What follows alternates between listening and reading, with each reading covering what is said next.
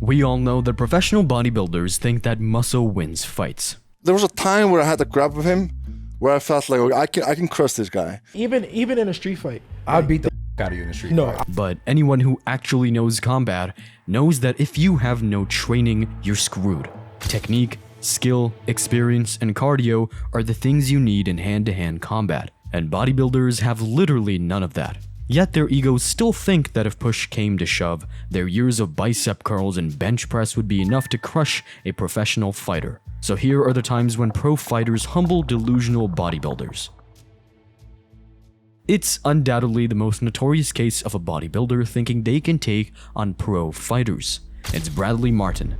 For the past few years, the fitness YouTuber has been adamant he could take on the majority of the UFC roster or even boxing world champions simply due to his size. By the time that you do get to me, I'm asleep. No. you may not, even if you're not asleep, you might just be, you're not gonna want to fight anymore. Damn, that's 150. But I've been in street fights though, so I know. Damn, you really believe that? He's obviously super jacked, incredibly strong in the gym, with his now trademark being, yeah, but I'm 260. Whether it's Nate Diaz, Sean O'Malley, Devin Haney, or even the former top 10 UFC heavyweight Brendan Schaub, Martyn 100% believes he'd win. You think you beat me in a street fight? Huh? You think you beat me in a street fight? You in a street fight? Yeah. You're a podcaster, brother. I love it. So the answer is then yes, yeah? Of course. I love it. I think I might be able to get you. Yeah. You won't. And weirdly enough, he always uses the term street fight, as if a UFC fighter would be out of their element with no rules. He believes that if he grabbed a hold of a smaller fighter, he could pick them up, throw them on the floor, and essentially crush them with his weight. Demetrius Johnson, who fights at 125 in a street fight, would f you up. Why dude. Demetrius Johnson? He's tiny, but he's black belt in everything when it comes to hand-to-hand combat. But you don't. So on the ground, I know you'll think you'll pick him up and slam him into the concrete, or I don't know where you're thinking it's gonna go.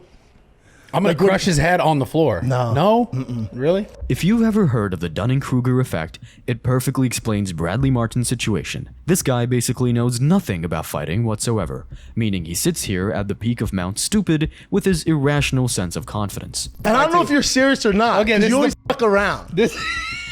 And it goes viral, so good for you. But I have to defend your ass, man, because we're buddies.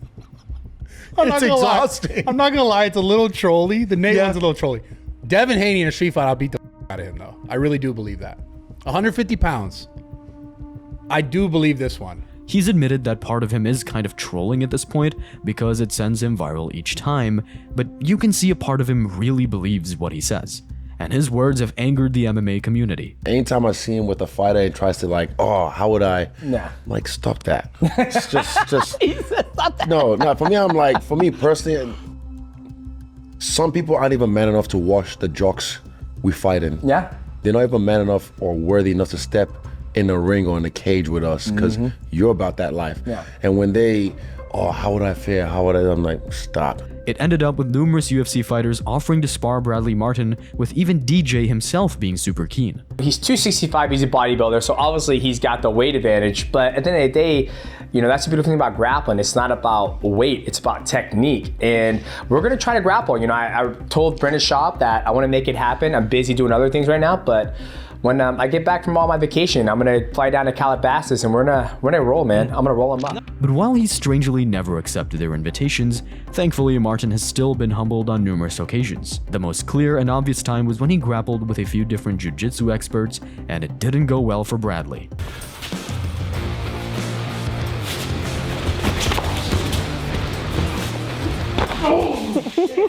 I got my head bad. You good? Yeah, hold on. I got rocked.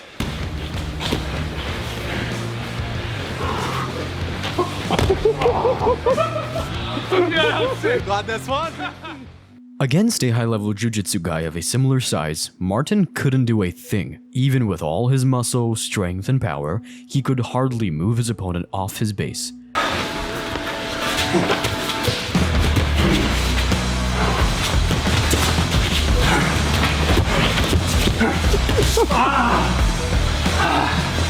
Some jiu-jitsu.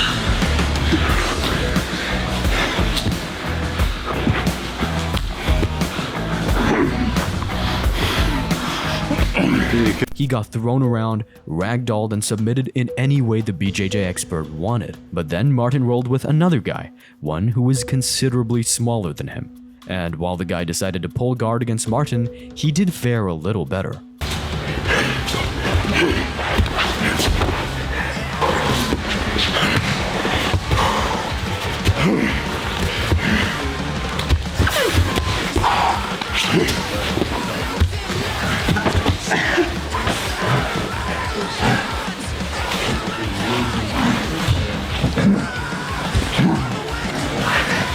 Nice. Get some gas. Clearly, the jiu-jitsu didn't work out as Martyn planned. And although there was only their reactions to go off, it sounded like even Logan Paul destroyed Bradley Martyn in a wrestling match they had. That was fucking nothing, man. I'll be honest. Yeah. I did slam the fuck out of him. dog. I just popped his head like a speed bag. Of course, Logan is an athletic guy himself and has a decent amount of college wrestling experience, but he's not a fighter. I think it's safe to say that if Bradley Martyn hasn't learned his lesson after these 3 encounters, he never will. And while Bradley Martyn is probably the most high-profile case of a bodybuilder being humbled, here's a story that very few people are aware of. It involves a Belgian MMA fighter called Zogu, who despite having an 0-2 record as a pro, was able to smash a cocky bodybuilder he had some Instagram beef with. In short, the bodybuilder called Bilal claimed he'd be too strong for any MMA fighter. Strangely enough, the majority of his Instagram posts are mocking martial artists and bragging about how good he is at fighting.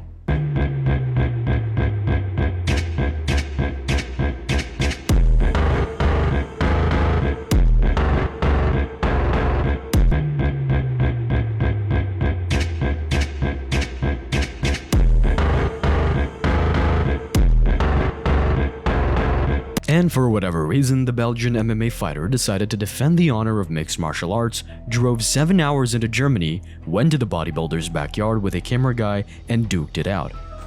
What's up? Now you're here. Yeah, no, I'm here. Now you think you can beat me. You're all talk. Show man. me. You're all talk. You are all talk. You talk a little bit. What the fuck is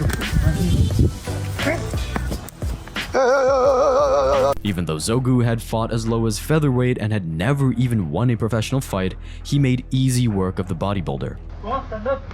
Stand up.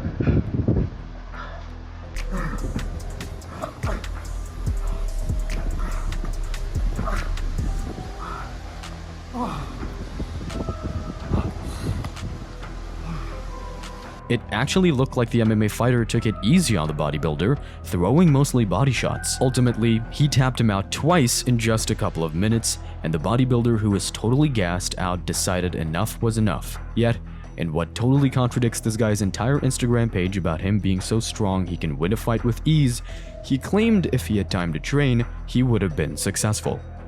The only one, because I didn't have time to train. This guy's training his whole life, you know? Still, I said to him, no man, I need time to practice, train a little bit. But yeah, it's fair game. I said I want to fight. I did it. That's all 2 times. He's good, but I'm better. He asked for a rematch after he had some time to practice, but that doesn't seem to be happening anytime soon.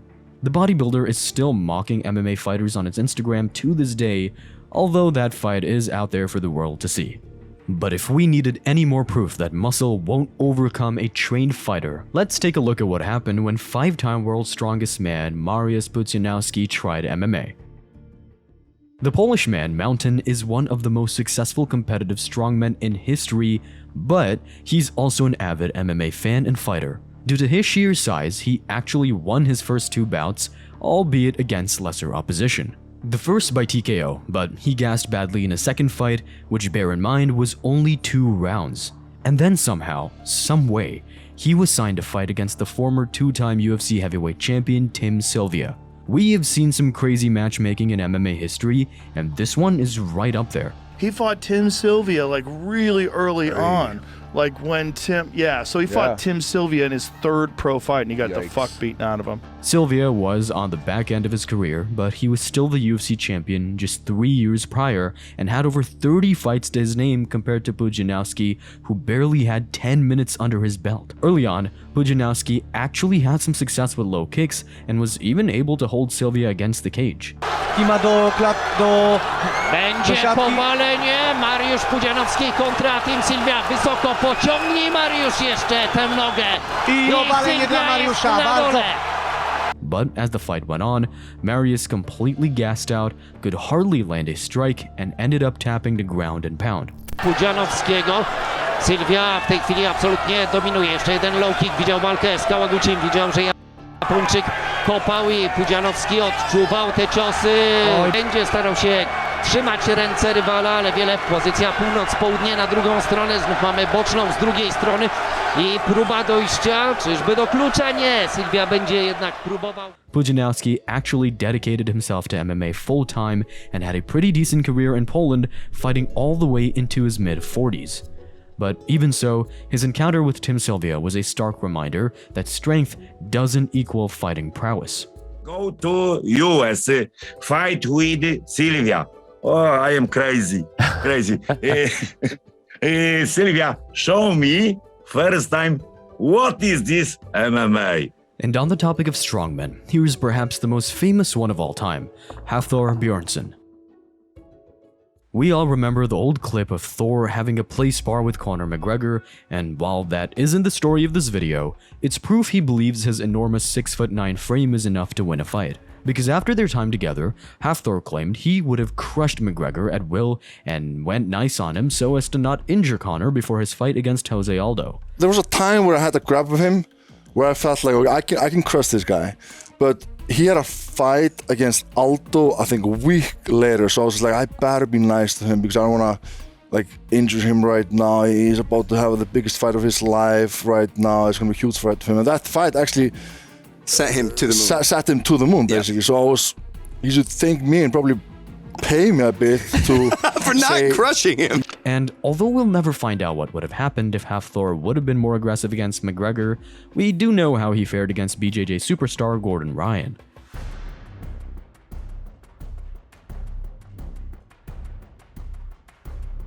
Despite letting Thor start on top, it just took Gordon Ryan a few seconds to reverse the position and end up on top. After that, Ryan gave Thor some tips on how to stay on top, and they went again. But the outcome was actually worse. The BJJ World Champ was able to take Thor down and hold him there like it was nothing.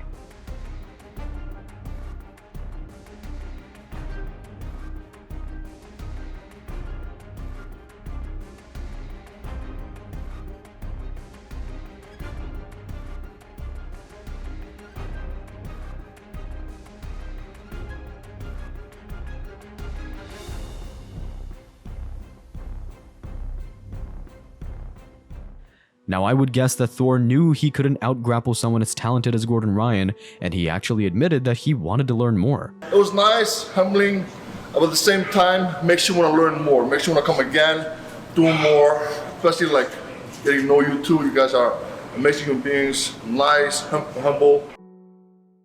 And then finally, coming out of Romanian promotion RXF, this tattooed-up Instagram model stepped in the cage and found out muscle doesn't win fights.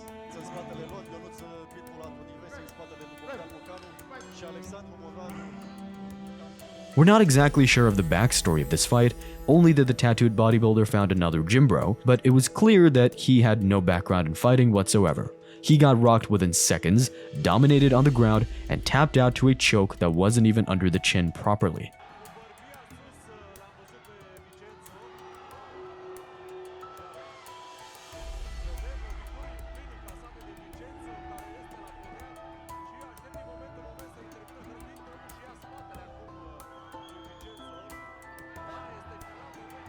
All in all, just goes to show that you can be 300 pounds on steroids with muscles coming out of everywhere, but if you can't fight, you can't fight.